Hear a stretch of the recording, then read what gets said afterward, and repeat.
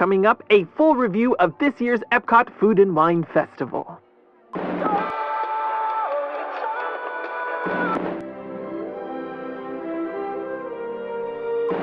Disney presents Beyond the Kingdoms.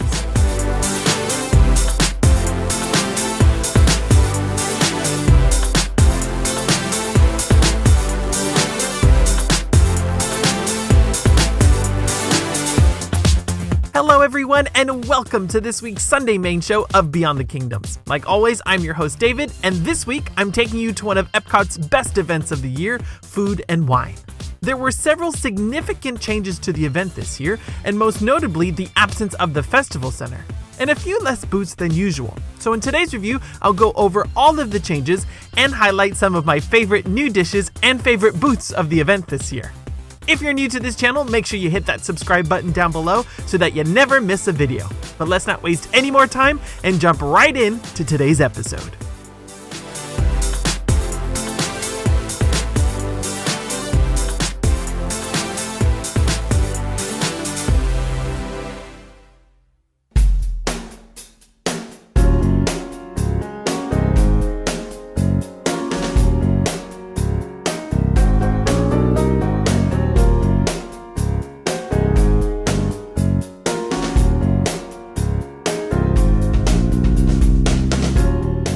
Now, before I actually get to talk about the food at this year's event, I have to discuss the absence of the Festival Center this year, and how that has affected the rest of the event around Epcot.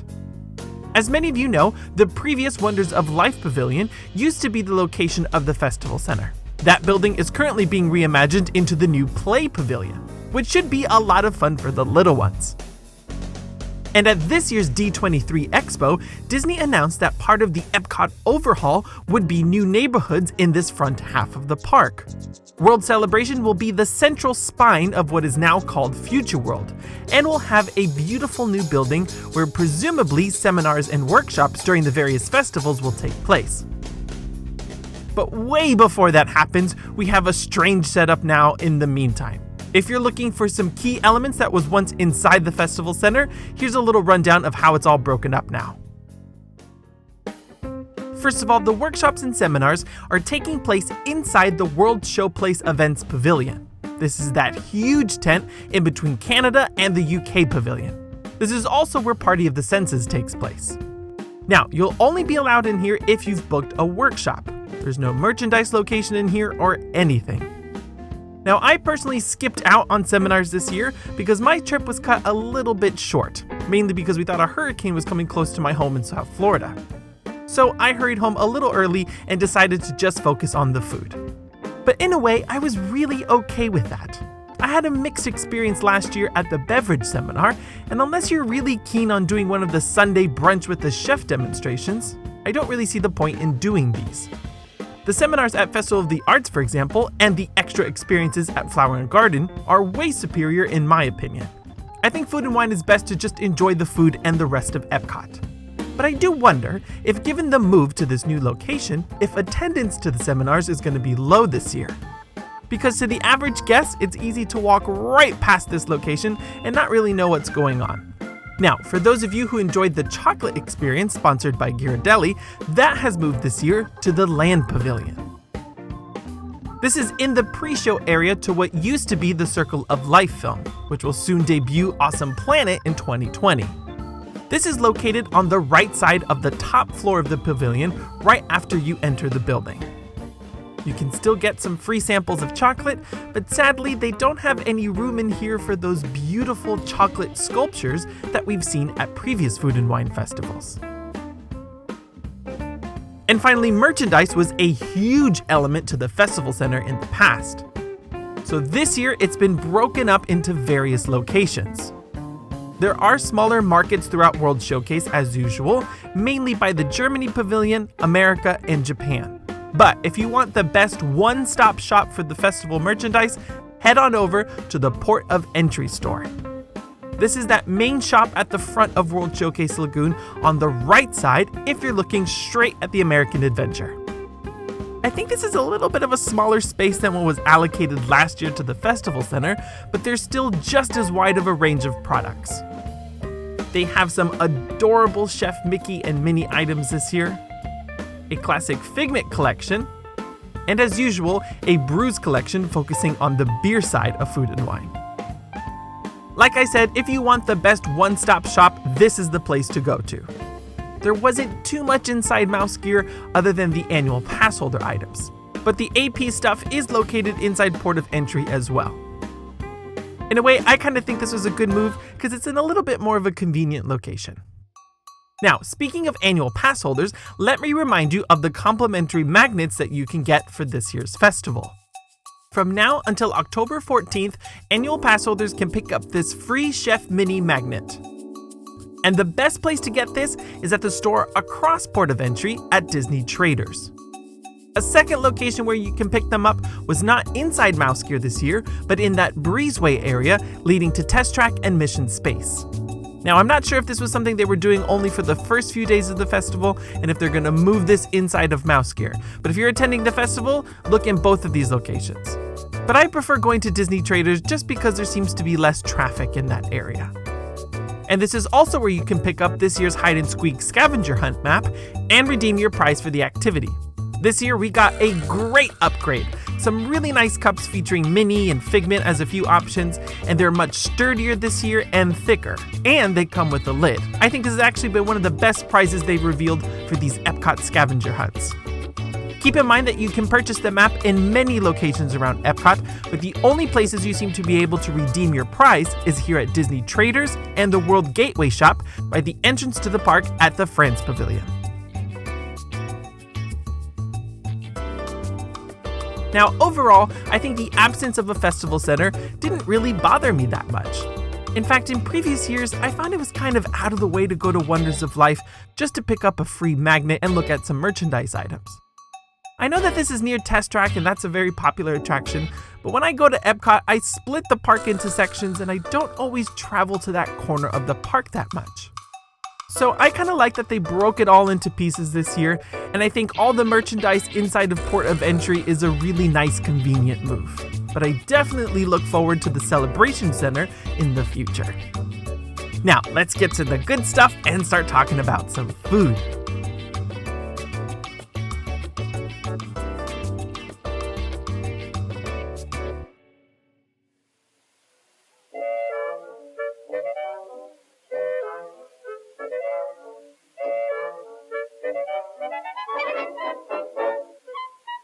There are two new booths for 2019, and they are the Alps, located near the Norway Pavilion, and the Appleseed Orchard, which is actually inside the O Canada Circle Vision Theatre. But more on that later. If you want a full list of menus with pricing and what I think are the best dishes to get, make sure you download my Food and Wine Pocket Guide. It's a fresh new design in comparison to my Halloween party guide, and it will give you everything you need to know before attending the festival. But let's talk about this new Alps booth. Now, I have to admit that it's a little strange that this isn't by the Germany Pavilion, because that would be more logical, but things are pretty crowded in that corner of World Showcase for Food and Wine. I, for one, don't understand why Disney doesn't just create a Norway booth, but I was still pretty excited to try some new items here. The Alps is serving up a warm melted cheese dish on top of a bed of potatoes served with a slice of baguette. There's also a venison stew, a blueberry and almond frangipane tart, and several beverages including a frozen rosé. Now, let's start with that cheese dish because you can smell it from a mile away, and I had some very high hopes on this one. In terms of size, I will admit that this is pretty good for Food and Wine standards. But the cheese wasn't quite gooey enough for me. I expected it to melt a little bit more on top of those potatoes, and given how hot it was, I thought the sun would help it move it along as well. After a few minutes, the cheese begins to harden a little again, and I was a little bit disappointed by that. And aside from that, you're just given a bowl of some plain potatoes. I never thought cheese could let me down. It was good and hearty and worth the try, but it didn't wow me. Now, I was hoping to try the venison stew on top of that, but it was just too hot outside for me. Which brings me to a side note. Many of the new dishes this year are really hearty and heavy dishes appropriate for this time of year and a Food and Wine festival, but in colder climates. If Disney keeps starting this event so early in the year, I think they need to consider the menu a little more carefully. There are plenty of other lighter dishes appropriate for the Florida weather, but a lot of the new stuff was just too hard to digest in this type of heat. But luckily that frozen rosé helped cool things down. Now I normally hate rosé because it gives me a big headache, but I think because I was so desperate to cool down, I really enjoyed this one. If you like wine slushies and such, you'll enjoy this. It's light, refreshing, and a subtle kick of booze. And finally for dessert, the Alps has the blueberry and almond frangipane tart. Now this began with a very sturdy and crumbly tart base, which was excellent. There's a good amount of blueberry, but it's not too sweet, and it's topped with a dollop of creme fraiche. If you don't like those more rich chocolate desserts, this is a good one to get. It's light and excellent. Overall, the Alps booth was good, but it didn't impress me enough to put it in my top 5 booths for the festival. I do suspect that after going to these festivals more and more, I'm starting to become a little bit more of a tough critic. But I have to say that the school bread inside the bakery in Norway is still the best thing to get in this area of the park.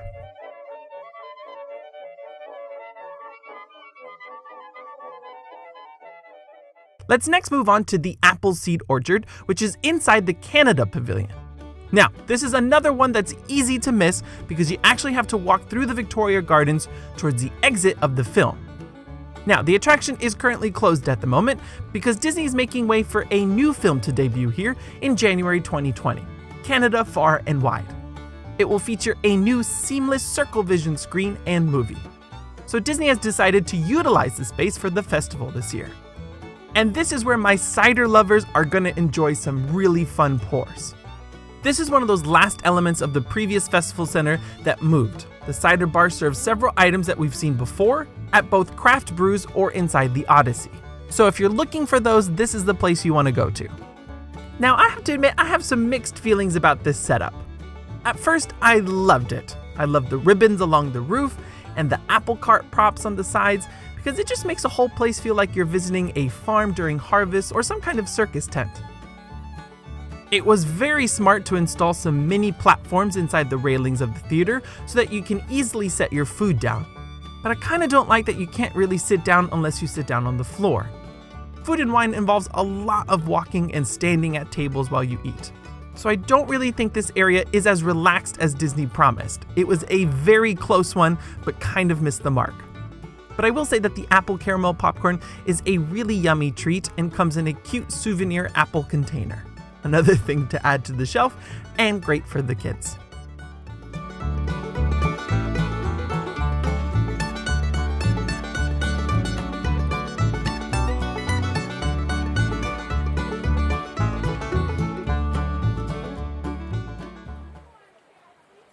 Now, to round out today's review, I want to highlight some standout new dishes and favorite booths. I will go into much more detail during some Foodie Friday videos this month. And I have to mention that the donut box doesn't open until October 1st, so I'm gonna have to review that at a later point. But I wanted to point out to you what I think are the must-stops for those attending the festival before all of those videos come out. I tried almost all of the new dishes at the festival, both at the new booths and the returning favorite locations. Now again, it could be that I've been coming here too often, but there were only 3 new items that really stuck out to me as a must-try. And I want to point out that I think the presentation at Food and Wine seems to be quite simple now.